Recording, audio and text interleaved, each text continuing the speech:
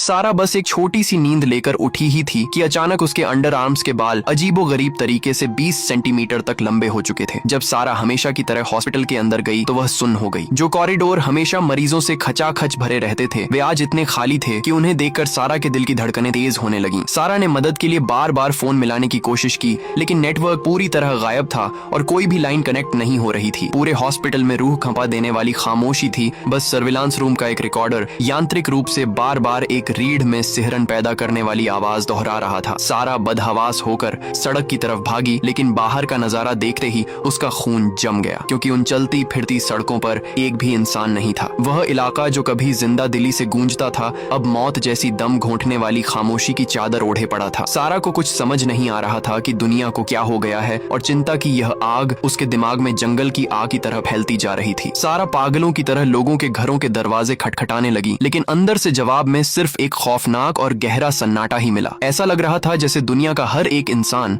अचानक हवा में गायब हो गया हो, और सारा भारी कदमों से थकर चूर अपने घर की तरफ लौट आई। जैसे ही सारा ने अपनी आंखें बंद करने की कोशिश की, तभी पड़ोस से एक बेहद अजीब और रहस्यमयी म्यूजिक बजने की आवाज आने लगी। सारा झटके से उठी, कांपते हाथों से अपनी सुरक्षा के लिए एक हथियार उठाया और उस डरावनी धुन का पीछा करते हुए कदम दर कदम उस खौफनाक घर की तरफ बढ़ी। जैसे ही सारा ने हिम्मत करके उस अजनबी घर का दरवाजा अंदर धकेला तो अंधेरे में उसे एक परछाई दिखाई दी। सारा ने डरते हुए चिल्लाकर पूछा, कौन हो तुम? लेकिन जब सामने खड़े शख्स का चेहरा साफ हुआ तो उसकी जान में जान आई। वह सारा की ही तरह एक जिंदा इंसान था, और उसे सही सलामत देकर उसके अकेलेपन और खौफ का दर्द पल भर में खुशी में बदल गया। जब सारा ने उससे पूछा कि क्या उसे कुछ पता चला है, तो उसने भी नामे सिर हिला दिया, क्योंकि उसकी कहानी भी बिल्कुल सारा जैसी ही थी। वे दो भटके हुए इंसान अब एक दूसरे का सहारा बन चुके थे, और मदद की उम्मीद में तुरंत वहां के पुलिस स्टेशन की तरफ भागे। मगर वह पुलिस स्टेशन भी पूरी तरह से वीरान था, और उस घने अंधेरे के बीच जीवन का कोई नामो निशान तक मौजूद नहीं था। इस बेबसी के आलम में सारा और उस आदमी ने खुद को बचाने का फैसला किया, और वहां मौजूद ब्रॉडकास्टिंग टूल्स से इमरजेंसी सिग्नल्स भेजने शुरू किए। कमेंट करो, पार्ट 2 वीडियो मिल जाएगी।